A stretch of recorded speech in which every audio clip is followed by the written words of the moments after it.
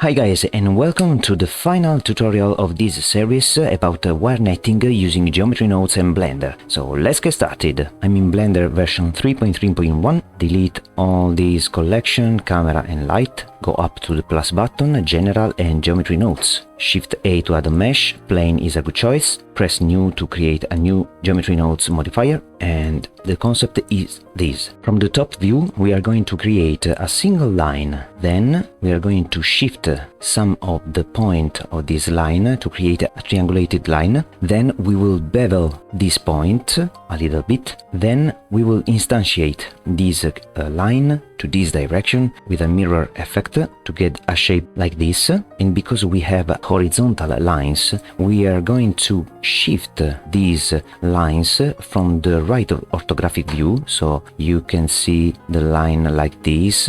We will shift them a little bit by the thickness or of the shape that we will want, and then we are going to rotate the entire mesh from this angle to this angle to get the final shape like this, always with a vertical alignment of the entire mesh. Let's start for the first step. We need to create a single curve line, a combine XYZ to export the Y value that we can rename in width from 0. Link this to the end of the curve, Shift Alt and click, set width to 1 for example. And this is our curve. 7 to go to the top orthographic view. We need to resample this curve and we need to set the position of this curve with an offset. We can use the length and export this parameter to the group input, leaving the same name. I suggest you to snap the width with the increment value of the length that we want, and then link this to the y-axis to avoid bad result in this graph. Now to shift these points, I will use the index of the single point, link this to the module, multiply this by a factor that we can export here and rename in size of our shape of our hole. Select 2 here to get each 2 points the offset, and link this multiply value in a multiply node with -1 because I want to shift on the x-axis in this direction, so the left part of this viewport. Link this to the offset, and this is the result, but there is a wrong linking because we need a combine XYZ and we want only the x-axis. So now I can use the size to increase or decrease the amplitude or the size of my piece. I can set, for example, 0.03 to have some points. Save the project. Now we need to transform this entire curve, align the origin to the center of these points, because next we will instantiate this curve and we will have to rescale to the x-axis with a value of -1, avoiding the entire mirroring of this line, but only mirroring from this centered axis. So we need a transform node, and this is easy. Here we have the size and we want to shift this by the size divided by 2. So I can easily drag the size, divide it by 2 and use it in a combine XYZ, so exactly the x-axis, linking these to the translation attribute of the transform node. Now the final step of this curve is the fillet curve node, so check limit radius to avoid this particular effect. So I decrease the radius, set to poly, increase a little bit the count to better see the result, and if you don't check the limit radius you have this weird effect, so leave this check on and we can export the count and the radius in the group input. Now we can rename this count in bevel resolution, set this to 7 for example, and set the radius with a lower number, I think 0.005, perfect, to get this shape. And now the single curve is finished. So we can select all these nodes, Ctrl J, F2, single curve. save the project. Now we have to instantiate these on the x-axis in this direction, so the negative direction, and for this we need a curve line, a resample node, a combine XYZ, link this to the end, the group input node, export the X. I rename this X as the height because we will rotate the entire mesh on the Y axis. So we will instantiate this line and then we will rotate in this direction. This is why I renamed the X in height. We can easily drag the height and snap it with an increment value. What value? It's easy. We have the size here. So we want some points with a length as the resample attribute. So we can link the size in the increment value and link these to the X of the combine XYZ and use the size as the length of the resample curve. Link these to these. I add an instance on point node from this curve to this curve and Shift Alt and click to see the final result. I set 1 for the height to see the result. I want to instantiate this curve to this zone, so I have to multiply this snapped value by -1 and then link this output value to the X, collapse some nodes, move up the height near the width. Now that we have these, we want to rotate each two lines, these curves. So I want to get the index of the single point of this curve on the x-axis, drag the index in the module node, and each two lines I can use a map range when I want -1 for 0 and 1 for one value of the module. Link this to the combine XYZ, use the x-axis, link the vector to the scale, but keep in mind this is a scaling, not the rotation, so you need to set one to the other axis that you are not using. So this is a correct workflow. Now that we have this on this plane, we want to shift on the z-axis each of these lines a little bit. So we can use a thickness as a parameter that we want to use next for the profile curve. And so to do this, I can move this a little bit to the x-axis and insert a set position here. Use the index of the single point and multiply this by a value that can I export here and that I can rename in thickness from 0. Use it in a combine XYZ using the z-axis because we want to shift this on the z-axis. So don't be afraid for this weird effect because we have the thickness too big. So I can set 0.005 for example. Now you can see the result, and if I press 1 to go to front orthographic view, you see the concept described in the starting point of this tutorial. We can collapse a little bit these nodes. Now for this tutorial I decided to add a parameter that you can use as the offset added to this length to make these lines closer, because we want a little overlapping of these curves with the profile curve. I start to add a subtract node here, set 0 for a moment, link this to the length and export this value as a custom offset that you can use to have a more closer lines.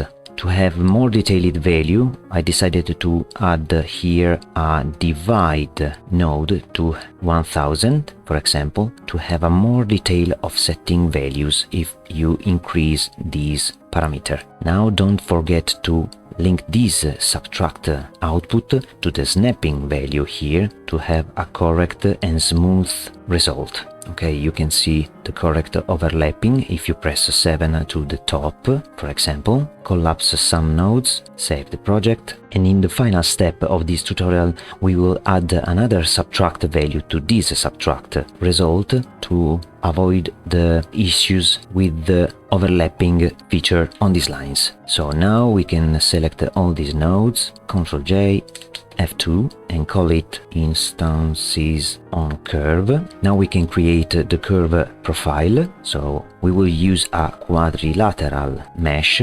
We can get the group input node, link the thickness that we have here in the width and height of this quadrilateral curve profile, add a curve to mesh node here, link the profile, fill caps, and now we need to avoid this bad smoothness result, so we want to use the auto smooth feature of the Blender, but in this case if I select this right button and shade auto smooth, I have nothing as a result. So I have to fix this issue, and to do this I need to use the set smooth node here, and to have the correct auto smooth feature applied in this case I have to use this trick. So add the group input another time to get the original geometry we have, and because Blender applies the auto smooth feature from the original geometry to the next geometries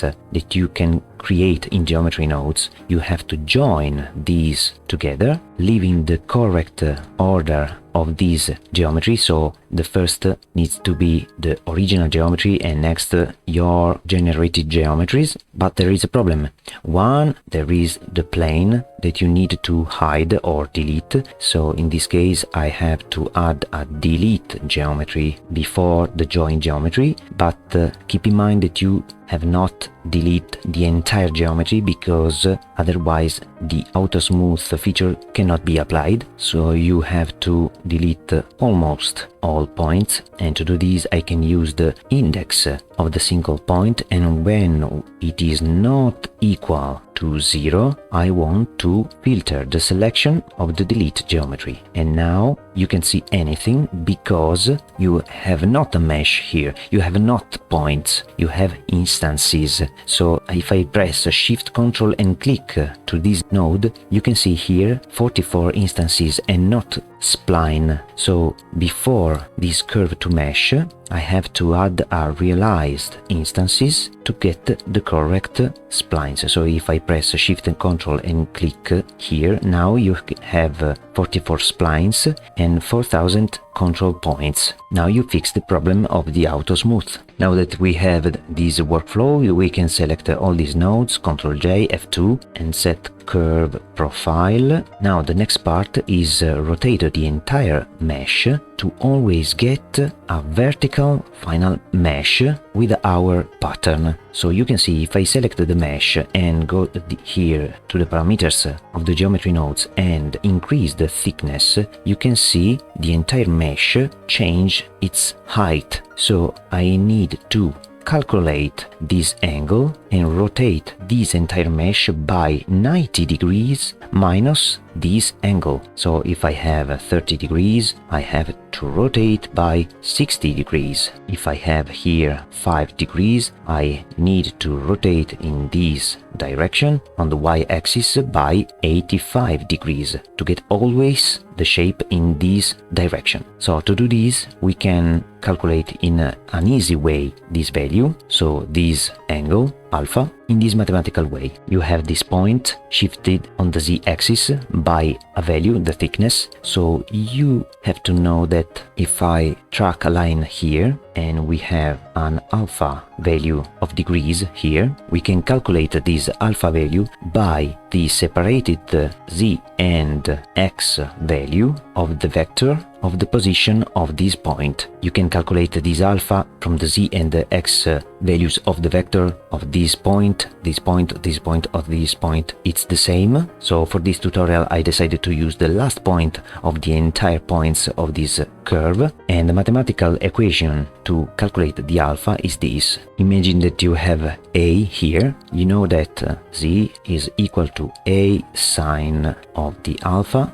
and x is equal to a cosine the alpha. So if I take the a from both of these equations, I can write that a is equal to z divided by the sine of the alpha, and at the same time a is equal to x divided by cosine of the alpha. If I move the sine up and the x down, I get sine alpha divided by cosine alpha equal to z divided by the x. But we know that this division is equal to a tangent of the alpha. So to get the alpha, I have to get the arctangent of this. So alpha is equal to arctangent of z divided by x. And this is very easy to do with geometry nodes. So first of all, we have to get the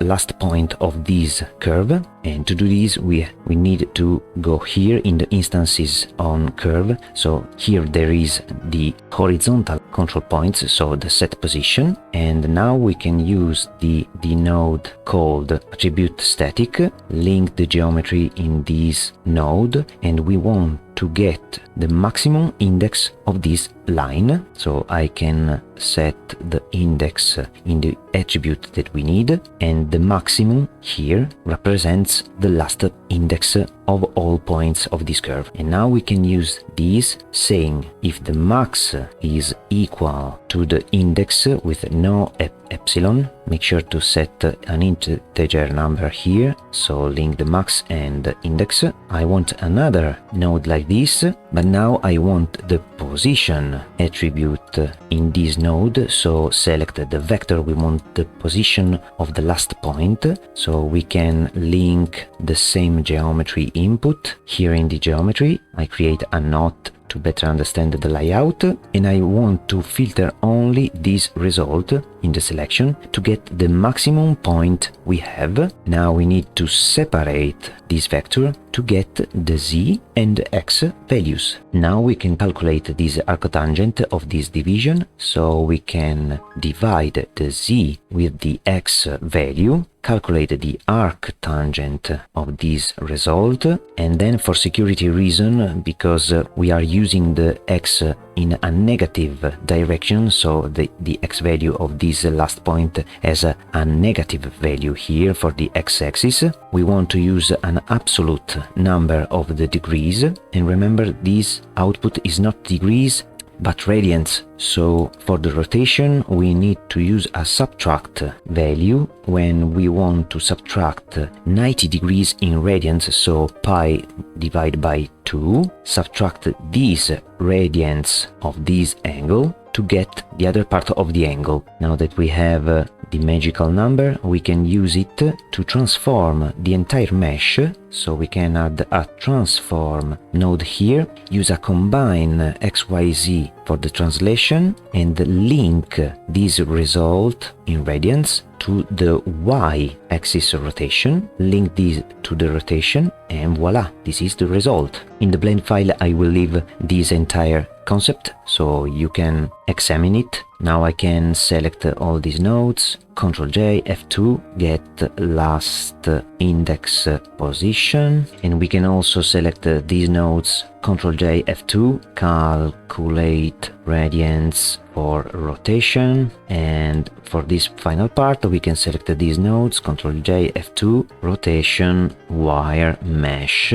Now we can easily set the material, here create a material, new metal material, all metallic, roughness 0.05 for example, and select these to the set material, turn on the material preview, and this is the result. So we can set the 0.54 for example. Now little tweaks to this mesh. I decided to add, as described before, a more subtract node here, so I duplicate these in the instances on curve section, and to better understand what I'm doing, I turn off the rotation of the mesh with M, press 7 to go to the top orthographic view, Shift Z to see the mesh, go to the parameter, set 0 for the offset, and you can see these. I set 0.005 for the thickness, and now I'm going to add a subtract value here, so I decided to link the original size here and use these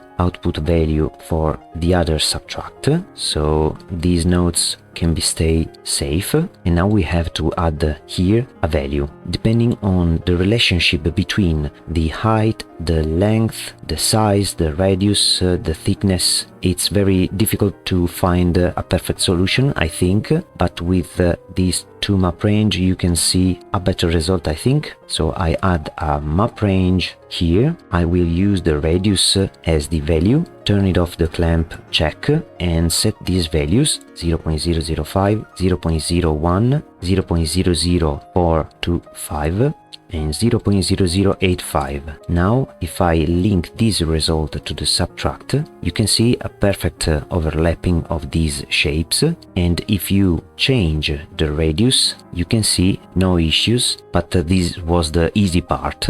I set this to 0.005, and now if you increase the size you can see this weird effect, so you can understand this concept. If you have these values, so 0.03, 0.03, you have here a square, so the division between this number is 1, and we can use the division of these two values to increase the subtracting offset to maintain the overlapping of this shape. So if I increase the size, I want more offset from this shape to this shape, so more subtracting value. So you can see this value divided by this value is greater than 1, and we can multiply this value for this output of the map range and then use it in the subtract node. So to do this, I can duplicate this node, set this to multiply,